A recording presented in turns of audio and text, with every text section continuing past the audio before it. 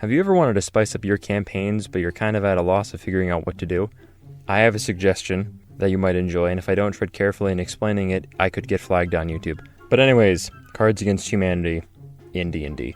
And yes, honestly, this idea is not 100% my own. A lot of this idea was inspired by Hama-sama-kun. I'm going to leave a link in the description for, their content. You can check them out. Because honestly, I do think this was a very novel idea, and I do think that they deserve a lot of the recognition for what led me to come up with this idea. But this is more so my own spin on it, so I hope you enjoy regardless. So Hama-sama-kun's take within using Cards Against Humanity for D&D is that it acts as the die. However, I think it should act as the setup. Let's say, for instance, you're a new time DM. You want to have homebrew while at the same time having a bit more of a nonsensical aspect to your game. Cards Against Humanity cards make fantastic prompts. First, when it comes to creating a good random generator table, you need to divide each tag into a different category. For example, you have tags such as NPCs, items, quest, wild magic effects, you name it. You can even have cards that might have multiple tags and therefore would work in different kinds of decks depending on what you would need for that session.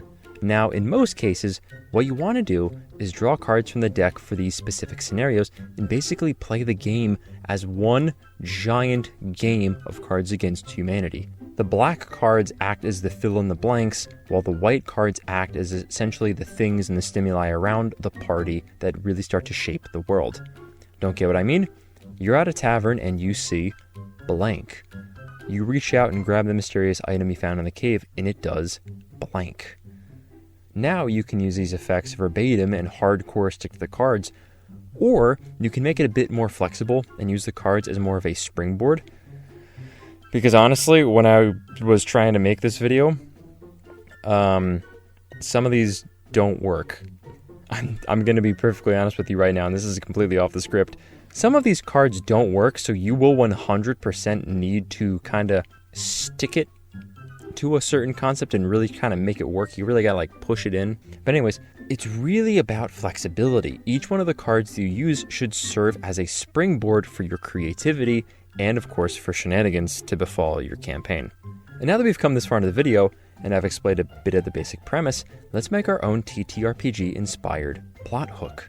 And I'm going to use one card of each to show just how easy and chaotic this method of adventure crafting can be. First of all, we're going to need our NPC card. They're going to be the one giving our adventurers their noble quest, whatever nightmare fuel that might be. Our quest is going to be self-explanatory enough. What exactly it is that we're doing or that we need to do.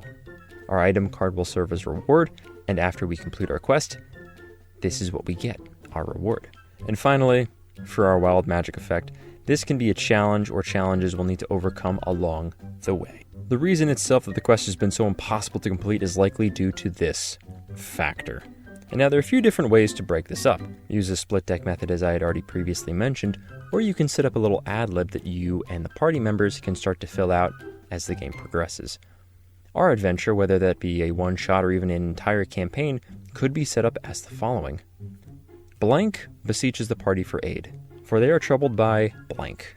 In order to complete this noble quest, the party must stop blank, and in return for their efforts, the party shall be rewarded with blank. But also, as I've shown you throughout this process, there's a lot of different ways that you can use these cards. You can literally take any card and use it as your effect, even if you have to brain power it a bit.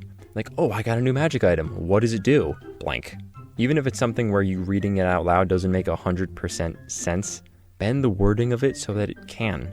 And personally, some other sorts of effects that I've used within my games that I've personally enjoyed, my party had come to a point where there was an area very steeped in wild magic.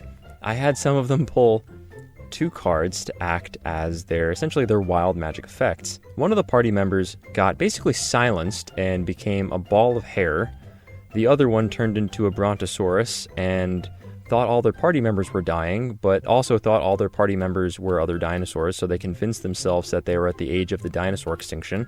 Another party member had basically sleep paralysis and was also possessed by a sort of demon and thought that it was the source of the paralysis. And then we had another party member that had Taco Bell rocket farts, where every time he tooted, he basically launched 30 feet up into the air. It was a glorious session.